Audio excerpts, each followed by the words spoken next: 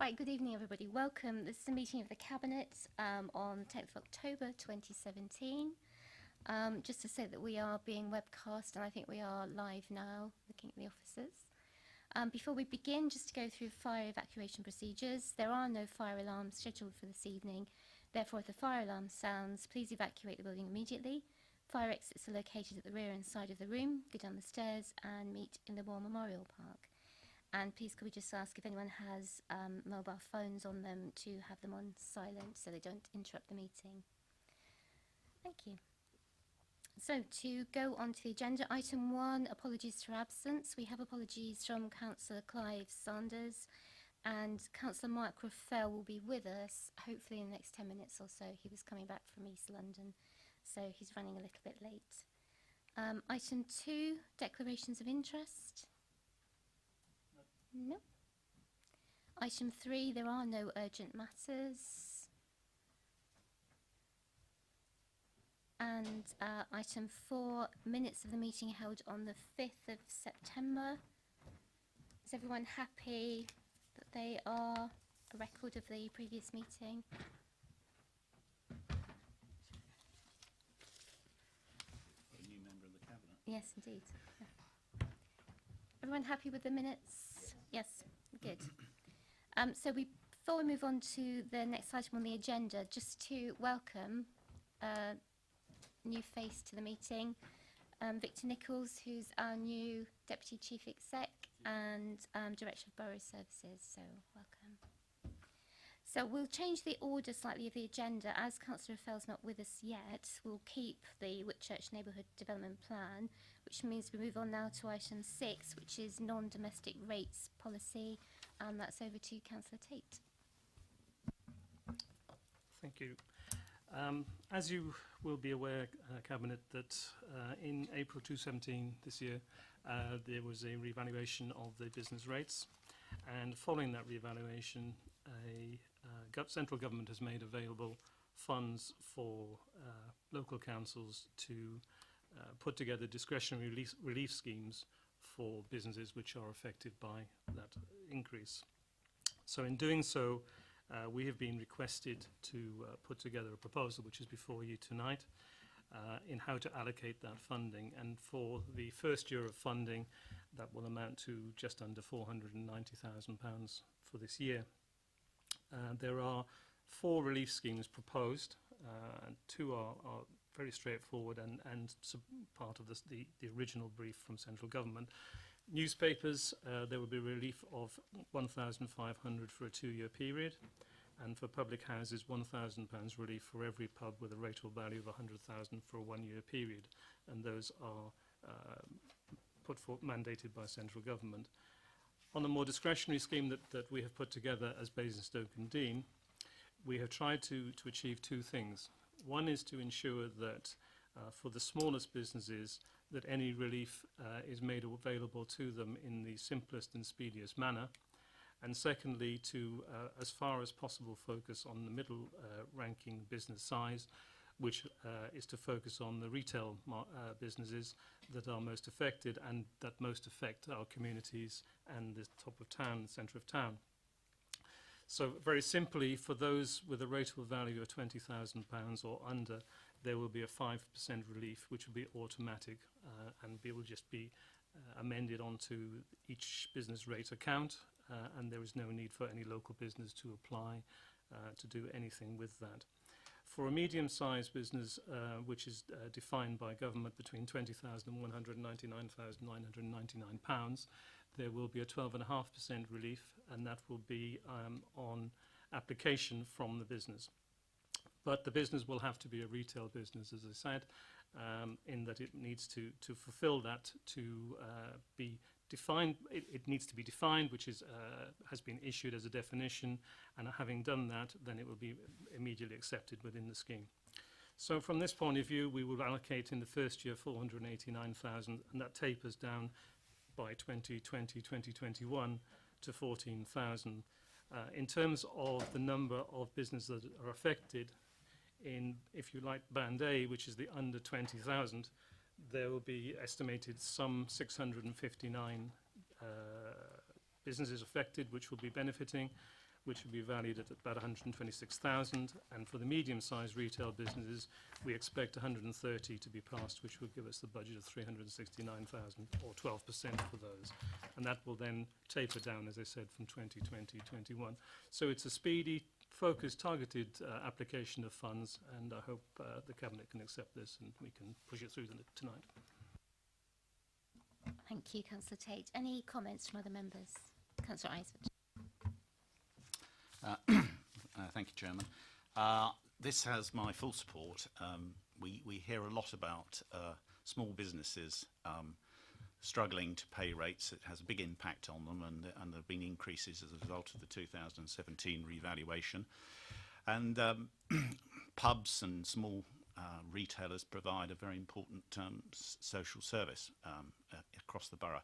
So I think Councillor Tate's decision, recommendation to direct significant relief in the case of the medium retailers, so that they're going to benefit to the tune of £12,500 in the first year, and this is a 4-year scheme. I think I think that's a meaningful reduction in their rates. So I hope that a lot of them will subscribe to it. And also, when you hear of so many pubs closing, I know it's not a huge amount of money that we're able to help them with here, but everything, I'm sure, does go some way to enabling some of them to continue to provide the great service that they do to the residents of Basingstoke and Dean. Would anyone else like to comment? Just to say thank you again to Councillor Tate for this. I'm sure that businesses in the town centre and top of town particularly will be very grateful to that discretionary element in there, adding in the retail element. So thank you for that. Cabinet happy to support this paper? Thank you. So now we'll move back to item 5. Councillor Raphael is with us now. So that's the adoption of the Whitchurch Neighbourhood Development Plan. Thank you, Deputy Leader. I would like Cabinet to recommend to full council that full council in due course makes the Whitchurch Neighbourhood Development Plan, and I'd like to formally, at this first opportunity, congratulate the local community in Whitchurch for creating this plan. It is significant that of those who voted, 92% were in favour of the plan. And so that's a tremendous support and must be a very positive comment upon the hard work of the people of Whitchurch in bringing this about. And so I think that's all I need to say. I recommend it to you, and I hope you feel united in recommending it to full council to make the plan in due course. Thank you. Any other comments from Cabinet? Councillor Isaac. Thank you, Chairman. I have a special interest in this, as this ward neighbours my own. I just think that this is fantastic. Well done to the people of Whitchurch. They've worked very well together over the last 3 years. It's a fantastic turnout, as Councillor Raphael says, and a great level of support for these proposals. I think it'll be something that'll be notable in the history of Whitchurch, which has obviously got a very long history. It's a demonstration that this community has pulled together, and they are going to be able to shape and influence decisions that are going to be affecting them for the years ahead in terms of traffic, housing, employment, and general design.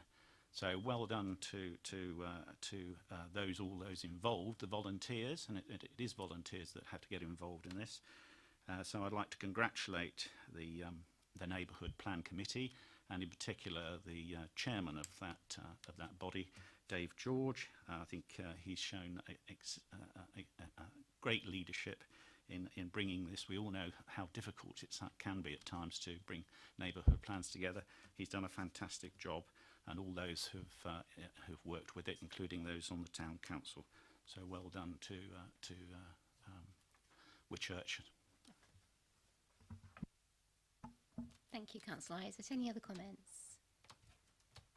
Okay, so the recommendation within the report is that we recommend to council they formally make the neighbourhood development plan with immediate effect, and also congratulate the local community and neighbourhood planning group on their work to develop the plan. So, all happy with that? Awesome, thank you. So then we move on to item 7, which is implementation of an affordable housing scheme, Harlech Hall, Harlech Close, Winklebury, which will be introduced by Councillor Isaac, Cabinet Member for Property and Development. Thank you, Chairman. Again, I think this is a piece of really good news. It's important that we as a council don't sit on surplus land. The site in Winklebury has not been used for the last 2 years. It's got redundant buildings on it, and it's right, I think, in my recommendation, or joint recommendation with Councillor Reid to other Cabinet colleagues, that we look to gift the site in accordance with the regulations to Vivid, one of our housing association partners, so they can go forward, assuming they can get planning permission, which I'm pretty certain they will be able to. I'd hope so. They can develop 7 new homes, affordable homes, on this site. It's got widespread support, I understand, from ward members and from the community, and it's going to actually meet head on the need that there is for 1 and 2 bedroomed units in Winklebury. So it has my full support, and I would urge everyone to get on with getting planning permission and meeting the timetable of a start of building in 2019. Thank you, Councillor Isaac. Any other comments? Councillor Tate. Thank you, Deputy Leader. Just a brief comment. I think the use of small parcels of land which we have available within the town is important, where particularly when we're looking at things like the affordable housing levels that are needed, and small affordable units at that. So it meets a well-conceived need, and I do think it's a good and functional use of our resources to make that gift. And as Councillor Isaac said, it fits within the structure that we can make that gift, and I look forward to, wherever possible, again, if we can see these opportunities, taking them very quickly in the future as well. Thank you. Councillor Band?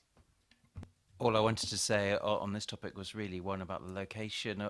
As far as Winklebury is concerned, I think one of the things that I've noticed since I've been a councillor in this borough is a real focus on looking at the situation in Winklebury, looking at sites, looking at areas of improvement, engaging with the community, and moving things forwards, which will make everybody in Winklebury have a renewed respect and passion for their community. So very much welcomed. Thank you. Anything else? I'd just like to add also that I think it's extremely good news. It's a good example of joint working with our partners at Vivid. Delivers, well, much needed affordable housing, but also, as Councillor Bound says, in Winklebury, is hopefully a first step towards a greater regeneration in Winklebury as well, which is really needed. So the recommendations are on page 142 of the Cabinet papers. I won't read them all out, but is Cabinet happy to support those recommendations? Excellent. Thank you. So that is the end of the agenda then, Cabinet. Thank you very much. So we are finished at 18:44. Thank you.